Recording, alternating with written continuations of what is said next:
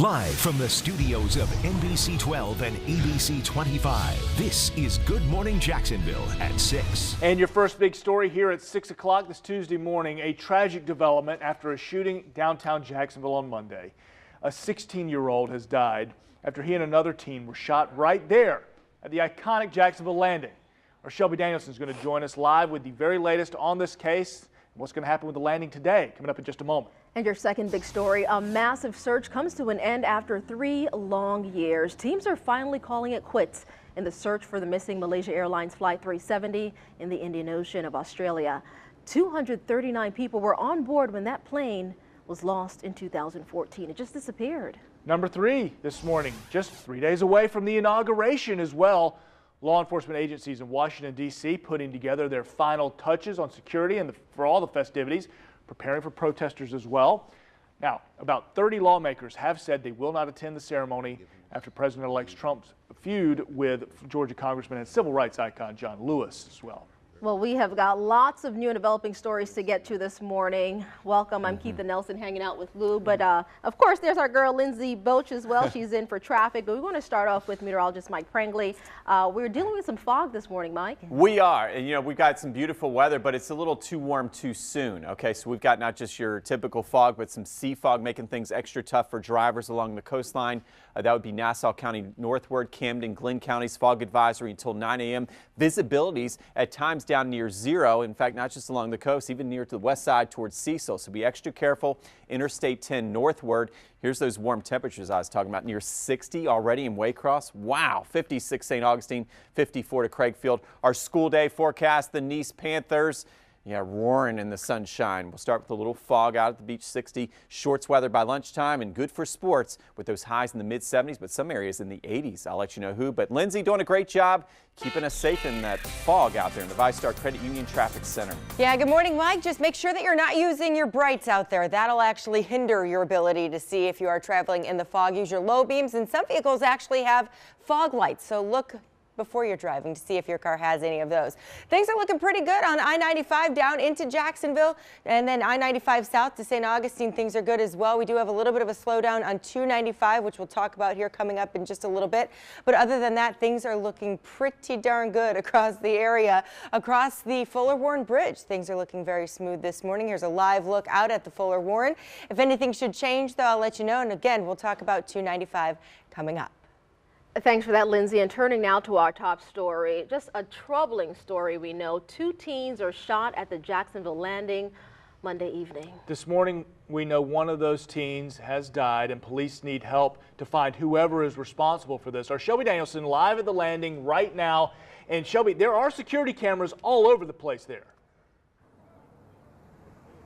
There are security cameras not only everywhere around the landing, but actually pointing to the spot where this happened. So that will be a big factor in this investigation to find whoever fired those shots yesterday, whether it's one person or multiple shooters. Where I'm standing is actually where this kind of all unfolded, in front of the entrance here. Gunfire was sprayed everywhere. Witnesses say they heard at least 10 shots, and you can see where that glass shattered to the entrance of the landing is now covered up with boards there. And JSO, of course, they said they found one handgun here, but they believe more guns are responsible. Now, this shooting happened around 4 o'clock yesterday. As you can see, this is that scene. Cops everywhere, not something we usually see around the landing, and it happened in broad daylight. 16-year-old Kamoir Peterson is the one who has been identified as that 16-year-old who sadly died overnight. The 13-year-old who was also shot is expected to be okay, and it's a confrontation, police say, that happened in front of the landing that escalated into this gunfire. 2 off-duty officers were working here at the time. They rushed outside to find the teens shot. Tons of witnesses here. Let's hear from one who watched it all unfold. You just see everybody that was kind of hanging out around the fountain, everybody at the bottom. There's people starting to shoot out the doors, the 2 doors that come out. They were coming out, they were scattering like roaches, you know, yeah, you could hear it, you know, multiple gunshots, you know. Yeah, like I said, it sounded possibly 2 shooters. It had to have been saying automatic if it was one, you know, but it was a lot of shots. It was a lot.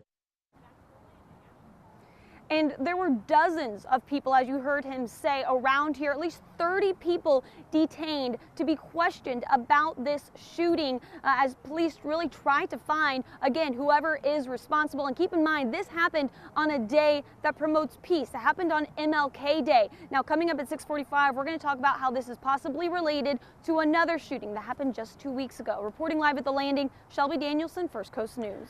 Thanks for that, Shelby. Well, 3 years passed without any answers for the family of 239 people. Now teams from Australia say their search for the missing Malaysia Airlines Flight 370 is over. This comes just about a month after those teams acknowledged that they'd been looking for the plane in the wrong place and that they were likely never going to find that plane. Massive area, hard to grasp just how difficult it would have been to find this plane. After almost 3 years, search crews scouring a total of 46,000 square miles. That was west of Australia. That's the size equivalent, perhaps just roughly the state of Mississippi, if you want to think about that. And that's just a fraction of the area being covered. Take a look at the flight path, everything. The plane scheduled to go from Kuala Lumpur to Beijing in March of 2014, but its last known location just west of Kuala Lumpur. Now, debris fields throughout the area. Investigators said they believe someone turned the plane around, flew it over the southern Indian Ocean, and that's why they thought they were in the wrong area. Now, debris had been washing up more than 3,000 miles away from the crash site all the way over to Madagascar, Reunion Island, very near Madagascar. Now, that debris, including plane pieces, has been washing up on Reunion Island for more than a year now. The entire search cost the Chinese, Malaysian, and Australian governments an estimated $160 million. And again, a search that has finally, after all these years, been called off. Keitha. Well, new information now in the discovery of 18-year-old Kamaya Mobley. Last week, she was found alive and well 18 years after she was kidnapped from a Jacksonville hospital. Well, the Jacksonville Sheriff's Office now says fraud documents may have led to a break in this case. Mobley, now known as Alexis Meningo, apparently had a fake Social Security card and birth certificate, and that was revealed when she tried to apply for jobs when she turned 18.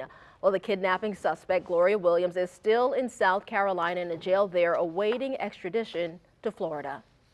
Well, later today, a place that had been called a house of horrors is set to be demolished. Today, crews are scheduled to start tearing down the house that once belonged to Russell Tillis. The property on Bowden Circle East was where the remains of Joni Gunter were found last February. You may remember that. But investigators say she'd been dead for at least a year. Tillis faces murder charges in her death, but investigators have said that they think there may be more victims in this case. Well, the curtain is closing for the greatest show on earth. Now we're learning more about why Ringling Brothers has decided to bring its circus performances to an end. Basically, the organizers say ticket sales have been dropping, and they've been dropping for the past decade, dropped off even more when it was announced that elephants would be leaving the show earlier this year, they say.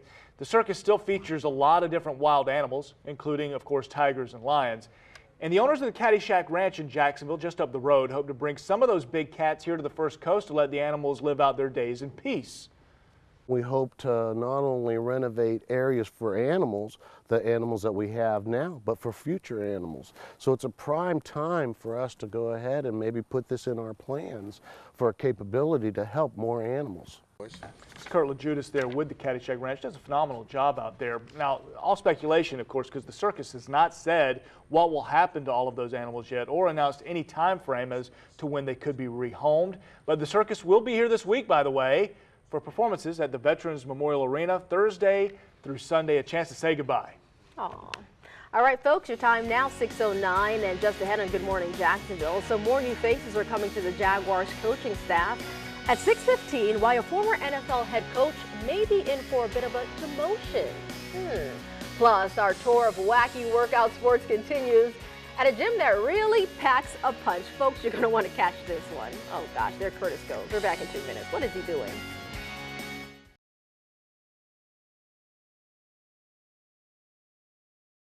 Live from the studios of NBC 12 and ABC 25, this is Good Morning Jacksonville at 6:30. Right now it's 6:30. New details in last night's deadly shooting, so disturbing at the landing on MLK Day. We have learned one of the teenage victims in the shooting has died. Shelby Danielson live at the landing now with the very latest in the investigation this morning. And all morning long, Shelby, you've been telling us about those cameras. Morning. Kmoy Peterson, that's the 16-year-old who died overnight. A 13-year-old also shot, expected to be okay. But this is eerily similar to a shooting that happened downtown just 2 weeks ago at the Art Walk, if you'll recall. 2 teens were also shot then. Now, if you look behind me, you can see the entrance to the landing where that glass was shattered. It's now boarded up in front of the landing where we were standing. That's where this all unfolded yesterday. Just like the Art Walk shooting, suspects still on the loose, no suspect description. However, there were dozens of witnesses, as you mentioned, MLK Day, a lot of people downtown, at least 30 people detained to be questioned. We're going to have more details coming up at 6:45. For now, reporting live at the landing, Shelby Danielson, First Coast News. Thanks for that, Shelby. Another concern this morning is the fog. For more on that, let's turn things over to meteorologist Mike Prangley. That's right. Folks getting back in the swing, going to school and work once again after the long holiday weekend. Unfortunately, we have fog advisories. This is going to be thickest Interstate 10 northward. Okay, so this includes Duval, Baker, Nassau County, Camden, Glenn County, and unfortunately some sea fog mixing in along the coast where we've had some visibilities down near zero, and unfortunately could get worse before it gets better. Thick fog, pea soup fog, at least through about 8:30, 9 o'clock before we start to see some improvements. But even at 10 o'clock, some lingering fog along the coast. And if you're fishing offshore today, some of that fog could last into the afternoon. But the big story is the spring fever taking over the area. We're talking about temperatures 20 degrees above average inland, even in areas along the beach. Nice High School waking up with 60 on our way to a high in the low to mid 70s. We'll take a look at those near record highs in your meme of the day coming right up. But first, Lindsay, keeping you safe in that VyStar Credit Union Traffic Center. Hey, good morning, Mike. Can't wait to see your meme of the day. It is Tuesday. Things on the road looking pretty good this morning. In and out of downtown, actually, things are looking very nice. Zooming in toward the beaches, things are looking good. All the way down to 95 and St. Augustine, all the way down to Palm Coast. Things are looking a-okay there. Over on I-10, things are looking very nice, but we know that as we get closer to the 7 o'clock hour, this will start to pick up right here. So let's take a live look right now outside at I-10. Things are looking pretty good. This is going towards the downtown area, and drive times for that this morning are looking pretty nice as well. Things are going pretty smoothly up to speed on I-10, but we are seeing that fog, so just be very careful of that, guys. Lindsay, thank you. Later today, the man accused of killing 5 people inside Fort Lauderdale's airport earlier this month is due back in court. Esteban Santiago will be in federal court as the judge determines whether he should be held without bail. Prosecutors will have to prove that he is a flight risk and is still a danger to the public. Santiago has not entered a plea in the case just yet. Very unlikely he'd be given any bail. Federal investigators are staying very tight-lipped after the arrest of an accused terrorist's wife. Noor Salman was married to the Orlando nightclub shooter, and she was taken into custody after her California home was searched on Monday. She's charged with obstruction of justice and aiding and abetting in the June attack. Attorney General Loretta Lynch says the work is far from over in this case. We said from the beginning we were going to look at every aspect of this case, of every aspect of this shooter's life, to determine not just why did he take these actions, but who else knew about them, was anyone else involved, is there any other accountability that needs to be had here in this case. Salman said last year her husband texted her during the shooting, but her attorney maintains that she had no advance knowledge of that attack. Well, new developments now in an investigation involving a Jacksonville City Councilwoman and a business she co-owns right here in the River City. Our partners at the Florida Times-Union report the city is demanding the owners of the Jerome Brown barbecue business pay back a $200,000 grant from the city. That business is co-owned by Councilmember Katrina Brown, and the grant was given with a condition that the business bring jobs to Northwest Jacksonville. That did not happen. The city says, yeah, it didn't happen. So the business has 60 days to repay that grant. Well, 15 weeks into the school year, and the Duval County Public School System is dealing with a serious problem. The Times-Union reports the district still needs 200 more teachers as it deals with a nationwide teacher shortage. Yeah, more and more educators are resigning or retiring, they say. The district's board members warned that progress in reading and other subjects could falter if more teachers are not hired and put in place very soon. Well, almost 100 wild animals stranded at sea. The Florida Fish and Wildlife Commission now looking into how 95 dolphins ended up stranding themselves in South Florida. Those false killer whales, they say, have gotten stuck in Everglades National Park last week, and wildlife officials say more than 80 of those dolphins have died. Those who live in that area say when animals get this close to shore, problems arise very quickly. I think they were just cruising along, the tide dropped out, and they found themselves on the beach. Rare to see these kind of dolphins beach themselves, though. Scientists say the only 2 known mass strandings of false killer whales ever recorded in Florida were in 1986 and 1989. Well, maybe you've seen them around, a small and dedicated group of volunteer whale watchers. They're entering yet another right whale calving season right here on the First Coast. Well, with binoculars in hand, the whale survey begin their patrol at the St. Augustine Pier. They work their way south, keeping their eyes peeled for any sign of the endangered whales. Now, due to their slow speed and tendency to come closer to shore for food, North Atlantic right whales were easy targets for whalers in the early 20th century, so only about 400 to 500 whales remain right now in nature. And the warm waters off of our coast brings them south during the winter months. Now, once volunteers spot a whale, the search, what they do is they put them back at the mainland and it sends up a helicopter to photograph the whale and hopefully the calf as well. The volunteers come here for 2 basic reasons. One is obviously to contribute to the conservation and stewardship of an endangered species. The opportunity to see a whale, that's always very exciting. Even for those of us who've been in the program for a long time, each time we see one of these guys, it's very, very exciting because it's an endangered species. It is exciting. Now, you can get involved as well and help out to protect them. If you spot a whale along the First Coast, you can call their hotline, that number 1-888-97-WHALE, to report the whale's location. Well, it doesn't get much more Florida than this. You have likely seen this video on your Facebook feed of this massive gator. This was spotted in the Tampa area on Sunday. It doesn't look real. It does look phony. Prangley's not buying it, but it is. It's real. It's real, Mike. He's shaking his head over there, doesn't believe it. Well, I think he thinks it's 6 guys in an alligator suit. And they just ate a big meal. The monster was spotted in a wildlife reserve area in Polk County, and not many people were brave enough to go near it, though the 4 people on the other side of the camera, and then 4 more. There's 8 people around it. All right, wildlife experts say it could be up to 15 feet long, perhaps, and weigh 800 pounds. You know what, Lou? If I saw that thing anywhere near me, there's no way that I would actually stand there and take a video or a picture. You claim that you would. I would. I don't believe it. I absolutely would believe it. Believe that, and let me tell you something. Although it could eat you in one bite. One gulp, and you're gone. It's kind of heavy. Maybe he won't be quick enough to get you. He's sluggish with deer meat right now. All right, folks, 38 minutes past the hour is still to come. Making huge moves to hire more American workers. The step General Motors is now taking to beef up production in the U.S. Plus, security teams prepare for protesters with just 3 days to go until Inauguration Day. Wow. We're back in just 2 minutes. That's right around the corner.